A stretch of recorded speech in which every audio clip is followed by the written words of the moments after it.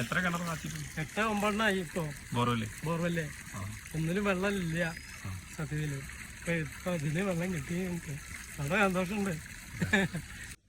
സ്വന്തം സ്ഥലത്ത് 8 ബോർവെൽ അടിച്ചിട്ടും വെള്ളം കിട്ടാതെ ഭയങ്കര സങ്കടത്തിലിരിക്കുന്ന സമയത്തായിരുന്നു ഈ ചേട്ടൻ എന്നെ വിളിച്ച് സ്ഥാനം കാണിക്കുന്നത് കേട്ടോ. അങ്ങനെ 9ാമത്തെ ബോർവെൽ അടിച്ചു സമൃദ്ധമായിട്ട് വെള്ളം കിട്ടിയ സന്തോഷത്തിലാണ് ഈ ചേട്ടൻ. പക്ഷെ ഈ ചേട്ടന്റെ അനിയനോ അതിലേറെ സങ്കടത്തിലാണ്. കർക്കിടക 1-ാം തീയതി നോക്കുമ്പോഴായിരുന്നു ചേച്ചി കർഷകമായിട്ട് നമ്മൾ നോക്കണത്. കിണർ കാണാനോ ചേച്ചി പറയണത്.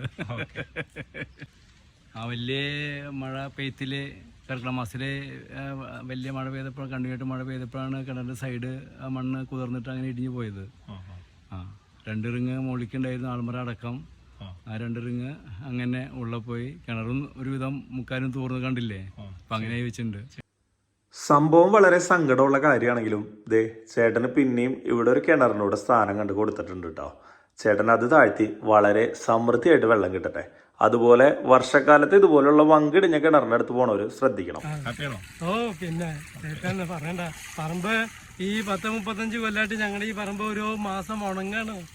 ഒരു മാസം ഏപ്രിൽ കഴിഞ്ഞാൽ ഞങ്ങൾക്ക് പിന്നെ വെള്ളമില്ല. പിന്നെ മഴ പെയ്യുന്ന വരെ നനയ്ക്കാൻ പറ്റില്ല.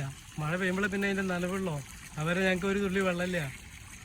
കുടിക്കാനും വെള്ളമില്ല എന്ന് പറഞ്ഞമാര് അത്ര ബുദ്ധിമുട്ടില്ല ഞങ്ങളായിരുന്നു. ഇപ്പോൾ വളരെ ഹാപ്പിയാണ്. ഞങ്ങൾക്ക് വെള്ളം കിട്ടിയിട്ടുണ്ട്. വളരെ സന്തോഷം. Okay thank you. ഞാൻ പറയണം താങ്ക് യു. ഞാൻ പറഞ്ഞത് നിങ്ങളോട് താങ്ക് യു.